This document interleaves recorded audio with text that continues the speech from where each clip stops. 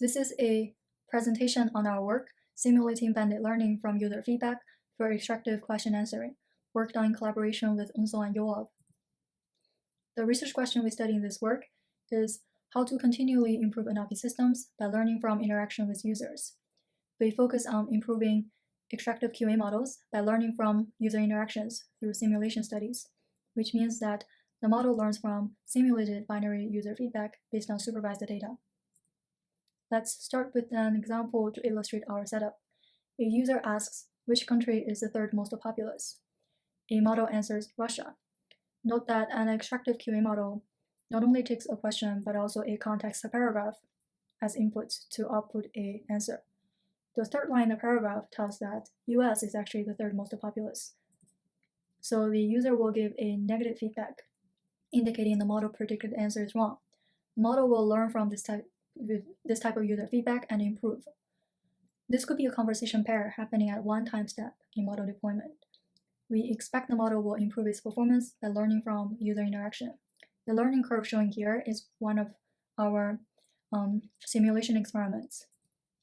Ideally, after the model improves over time, it will get more positive feedback overall from users. For example, when a user asks, what is the capital of USA? The model will answer Washington, D.C., and thus receive a positive feedback. Dedicating much of the learning to interaction with users can reduce the reliance on static data collection to reduce costs and avoid annotation artifacts. For example, it is very hard to collect truly information-seeking questions from crowd workers. Also, a model trained on this static data does not improve in deployment, missing the opportunity to learn from system usage. Another practical challenge is to deal with the distributional shift between training data collected by crowdsourcing and the data encountered by the model in deployment, which is from real users. Learning from interactions can mitigate this problem because the learning signal is from real users and reflects the real world, allowing the system to evolve over time as the world changes. We formulate the study of learning from user feedback as a contextual Bandit learning problem. We define QA model as a learner. At each time step, t, given a question and context, the model predicts an answer span and receives user feedback on its answer. Feedback can be represented by a real-valued numerical reward. The objective is to maximize the cumulative rewards over time. In this work, we use supervised datasets to simulate binary user feedback, indicating the correctness of the model prediction. The reward value is 1 if the model predicted answer matches with the code annotation in terms of both start and end indices. Otherwise, the reward value is negative 0.1. Note that this is a very strict reward definition, sparser than practice. We use policy gradient method, which is to update model parameters with the product of the reward value and the gradient of log probability of the model predicted answer given question and context in the model's output distribution. Our learning algorithm is equivalent to reinforce, except that we use argmax to predict answers instead of sampling. Empirically, we find argmax more beneficial, echoing with prior work. We design simulation experiments to study how effective such Bandit signals could be under different scenarios. We use 6 English QA datasets collected from different sources, including Wikipedia, news articles, and web snippets. We report the evaluation metric conventional in QA literature, which is the token level F1 of model predicted answer with respect to code annotation. We experiment with Spanberg-based model. We experiment with 2 types of scenarios: in-domain simulation, assuming very little in-domain supervised data, and domain adaptation, where we assume abundant out-of-domain supervised data. For in-domain learning scenario, we assume there are only 64 or 1,024 supervised examples available, which are used to train an initial model to start with. The bar graph shows the initial model performance. The horizontal gray line on top shows the supervised training performance based on full dataset as a upper bound.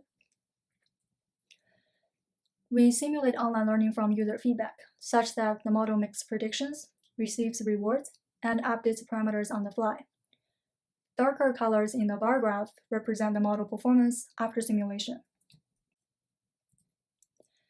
On squad, we see that learning from simulated feedback works quite well, with performance gains on both initial models.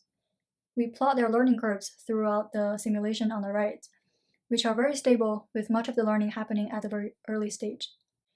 Zooming out from squad, we also observe consistent performance gains on the other two Wikipedia datasets, which are Hotpot QA and natural questions, known as NQ. Particularly, we see larger performance gains with weaker initial models, trained on 64 examples represented by dark blue bars in the graph. However, when shifting the focus to the other three datasets, which are not from Wikipedia, we observe mixed results. In case you're unfamiliar with them, News QA is collected from news articles and has relatively low human performance. Trivia QA and Search QA use distance supervision to match context collected from web to pre-collected question and answer pairs. Recall that our reward function relies on gold annotation. These datasets pose a challenge in the sense that our simulated reward could be noisier on these datasets. From the graph, we can tell that the learning is not always effective with weaker initial models on these challenging datasets. So far, we've shown the results of online learning, which is to receive rewards and update the model on the fly. The model gets updates very frequently, and the reward is more informative in terms of reflecting the current model behavior. So we can expect higher and higher rewards overall. However, online setup is very expensive to implement in practice. It's very hard to nicely integrate such a frequently updated model in deployment. An alternative is the offline setup, which is to gather rewards all at once before updating the model. Offline setup is easier to be integrated in practice, and it also allows flexible training, where tricks from supervised training can be adopted. However, the drawback of offline setup includes that the model learns from the same set of rewards based on the same model, and the learning has to deal with biased reward estimation. As a summary, there are trade-offs between online and offline setup. To provide a reference, we compare offline with online learning given the same initial model. The table shows online offline versus offline F1. Numbers in color represents the difference between these two. Red means offline performance is lower, and green means offline is higher. The bottom row tells that on the first three Wikipedia datasets, offline learning is slightly more effective, with stronger initial models. Cells in gray on the right highlight the failure of offline learning, which fails on Trivia QA and Search QA. So far, the in-domain learning scenario assumes access to a small amount of supervised data, and we see that Bandit learning is effective with stronger initial models. However, what if no supervised data for your target domain? We simulate this scenario as domain adaptation. We start by training an initial model on an existing dataset, ideally similar to the target domain. Then we can deploy this model in the target domain, let it receive reward and updates on the fly. Learning about this new domain purely via simulated user feedback. The way to read this bar graph is similar to the previous one. The graph shows the performance of different models adapting to Hotpot QA. Each color represents an initial model trained on different dataset. For example, the rightmost bar in light orange shows a model initially trained on Search QA. By learning from feedback on Hotpot QA, performance increases from 18 to 72. We experimented with all 30 pairs of datasets to study the adaptation, but due to time constraint, we won't go into details of every pair. The overall takeaway is that we observed performance gains on 20 out of 30 configurations, illustrating the potential of these Bandit signals for domain adaptation. One interesting case is this orange bar in the graph, which tells that the model initially trained on search QA extrapolates pretty well to hotpot QA in our simulation. Performance goes from nearly 0 to 73. However, such approach is not always effective. For example, on search QA, we see that most adaptation experiments fail. Prior work reports that search QA is less similar to other datasets. So we hypothesize that the effectiveness of domain adaptation by learning from feedback depends on the relation between two domains. Here we end the discussion on experiments in this talk.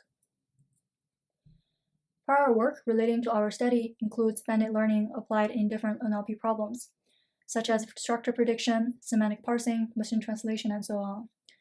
Our work also falls under the category of studying alternative forms of supervision for QA. Researchers also have explored domain adaptation for QA via data augmentation, adversarial training, etc. As a summary, we formulate the study of learning from user feedback as a contextual bandit learning problem. Our simulation experiments show that user feedback is an effective learning signal to continually improve QA systems, and learning from feedback has the potential for domain adaptation. More experiments are reported in our paper, including sensitivity analysis to noisy user feedback, and sensitivity analysis to start with sets of different supervised examples. We also report regret analysis in our work, which is a conventional measure in bandit literature. In our paper, we also report the comparison between in-domain and domain adaptation and offline adaptation. Please check them out if interested. This concludes our talk. Thanks for your attention.